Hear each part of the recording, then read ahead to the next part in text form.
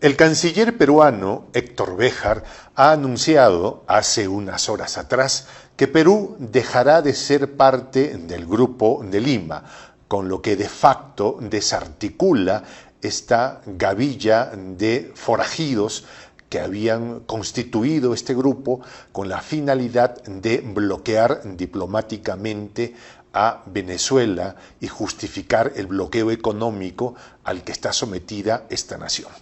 Con la decisión del gobierno peruano, manifestada por su canciller, que representa el espíritu de las políticas de Estado implementadas por el presidente Castillo, queda disuelto de facto el Grupo de Lima.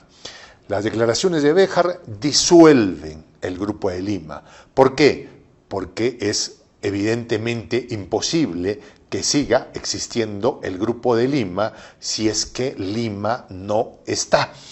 Es una cosa ya hasta tragicómica, ¿no?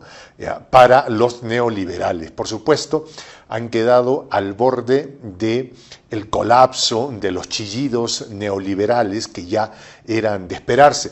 Bueno, es algo que nosotros habíamos adelantado en este espacio, ¿no? Que era imposible que Perú siguiera manteniéndose en esta posición absolutamente ya insostenible, pero vamos a profundizar en el hecho. La decisión manifiesta por el canciller Béjar ha señalado además que Perú se mantiene en una posición de no interferir, ¿no? De absoluta no injerencia en los asuntos soberanos de las naciones, ¿ya? Pero es más, Perú o el gobierno del presidente Castillo, a través de el canciller Béjar, han señalado lo siguiente, que el gobierno peruano se va a sumar a los esfuerzos de naciones latinoamericanas y de naciones europeas que buscan ponerle fin a los bloqueos económicos. Ergo, me refiero puntualmente, o se ha referido puntualmente a el caso de Venezuela y el caso de Cuba. Bye, Grupo de Lima. Curiosamente, estas circunstancias son en los momentos en los que, no sé si curiosamente, algunos dirían que los astros conspiraron y se pusieron en órbita los astros, no sé, ¿no? Pero son precisamente los momentos en los que América Latina es testigo de cómo se abre el debate para decirle finalmente bye, adiós a la Organización de los Estados Americanos y retomar con fuerza la CELAC. A propósito de esto, el canciller peruano ha dicho que los gobiernos neoliberales peruanos quisieron sacarnos de la CELAC. No se preocupen, muchachos. Volvemos y recargados para poner en práctica las políticas de Estado que impliquen reforzar a la CELAC, a CELAC, ¿sí? De la que México en estos momentos es el presidente pro tempore.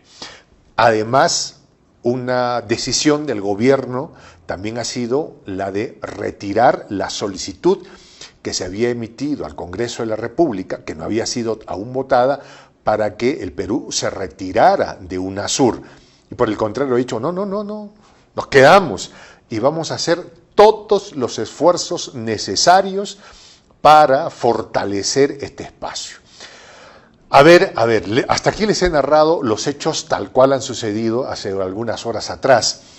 Ahora, si de análisis se trata, queda en evidencia que el momento en el que está viviendo América Latina no es otro sino el de la consolidación de la patria grande, que surge a partir del mandato popular de los gobiernos que defienden a los pueblos y que ven que las organizaciones, ¿sí?, latinoamericanas o americanas creadas desde Washington no solo no respondieron a el reto de defender los intereses de los pueblos de América Latina, sino que fueron instrumentos que se usaron para someter a nuestras naciones y que ese tiempo se ha acabado.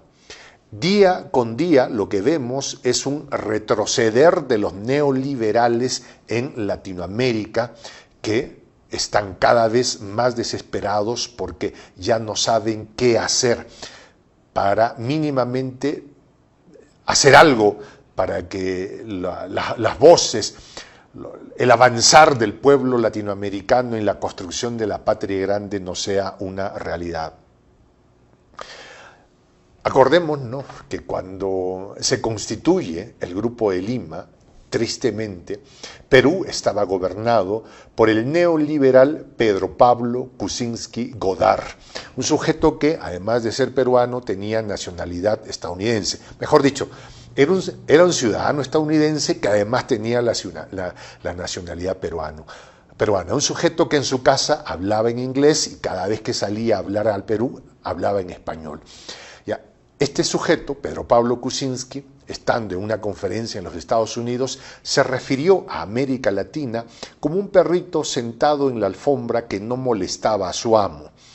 El perrito era América Latina y el Caribe, y los Estados Unidos era el amo. Ese sujeto era el que gobernaba el Perú cuando se constituyó el Grupo de Lima.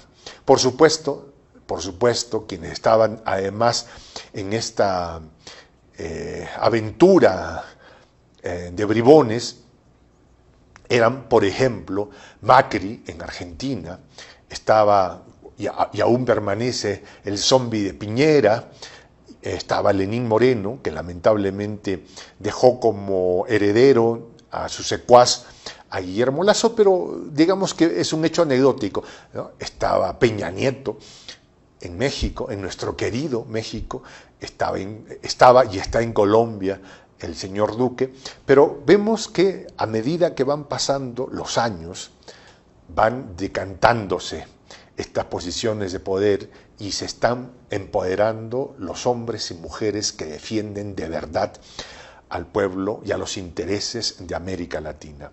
Creo que es el momento perfecto para que la élite de la potencia del norte tome conciencia de que lo mejor que nos puede pasar es que nos llevemos bien en términos de igualdad.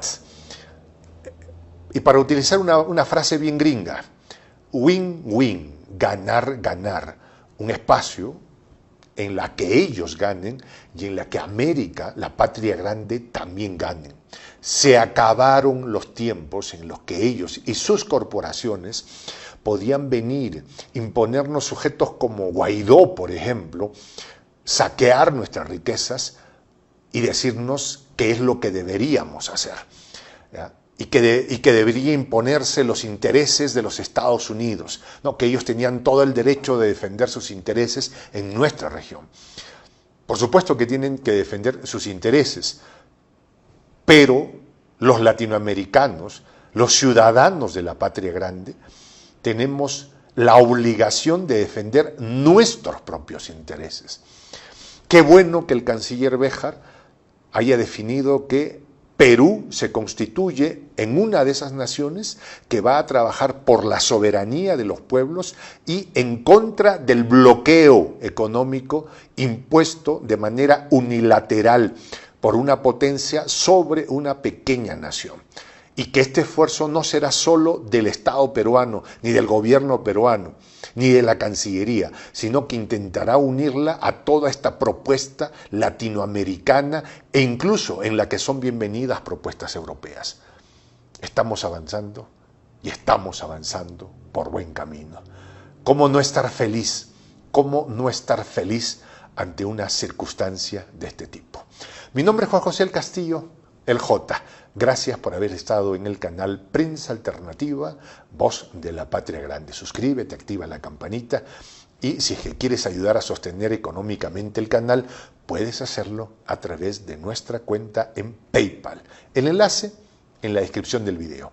Muy bien, ahora sí me despido con esta expresión en el quechua milenario, en el quechua de los incas. Tupananchis Kama. Hasta volvernos a encontrar. Un instrumento de Estados Unidos. Así es como cataloga el gobierno de Venezuela al Grupo de Lima, que, salvo su nombre, poco tiene que ver con Perú. Las acciones de este bloque van orientadas a encontrar salidas a la crisis en Venezuela, o al menos eso alegaron sus miembros al asociarse el 8 de agosto de 2017 en la capital peruana. Los primeros suscriptores de la Declaración de Lima fueron 12 países americanos. Entre otras cosas, ese documento de 16 puntos critica la ruptura del orden democrático en Venezuela, exige la liberación de los presos políticos y pide elecciones libres. También declara la intención de continuar el proceso para la aplicación de la Carta Democrática Interamericana a Venezuela, luego de que en la OEA no se lograra activar ese mecanismo sancionador. El grupo ha condenado en reiteradas ocasiones que en ese país sudamericano existe un régimen autoritario. Esta declaración tiene un mensaje político contundente. El principal mensaje es sin duda el no reconocimiento de la legitimidad del nuevo periodo del régimen venezolano. Por su parte, Nicolás Maduro está convencido de que detrás del bloque hay intereses imperialistas. Quienes reaccionan dentro de esta guerra contra Venezuela son los países bajo el área de influencia por tener gobiernos satélites de los Estados Unidos de Norteamérica. No es un secreto el respaldo de Estados Unidos a las acciones de ese colectivo. De hecho, en la primera reunión del grupo de 2019, participó el secretario de Estado norteamericano Mike Pompeo a través de videoconferencia. Una agresión multidimensional. La lista de embates del grupo contra Caracas es larga. Por ejemplo, ya dio la espalda a la presencia de Maduro en la Cumbre de las Américas, que se celebró en Lima el año pasado, e instó a que se suspendan las elecciones presidenciales venezolanas que ese mandatario ganó en mayo de 2018. En medio de cuestionamientos por la no participación de partidos opositores y la alta abstención electoral, el Grupo de Lima fue más allá al desconocer los resultados y considerarla una elección ilegítima. Pero las condiciones han cambiado desde su creación. Por un lado, el hecho de que Jair Bolsonaro se haya convertido en presidente de Brasil ha endurecido la posición del gigante sudamericano frente a Venezuela. Por otro lado, el giro de timón de México hacia la izquierda, con Andrés Manuel López Obrador, parece que acabará con su alineamiento. De hecho, ese país ya se deslindó de la postura común que adoptó el Frente ante la nueva posesión de Maduro. Nosotros no nos inmiscuimos en asuntos internos de otros países. Los demás países dijeron que no reconocerán el nuevo gobierno de Venezuela y exhortaron a Maduro a no asumir su nuevo mandato, que debería acabar en 2025. Resta por ver dos cosas: la futura gestión de Nicolás Maduro con más de una decena de países del continente aislándolo, y las reconfiguraciones políticas, positivas o negativas, que pueda sufrir el Grupo de Lima.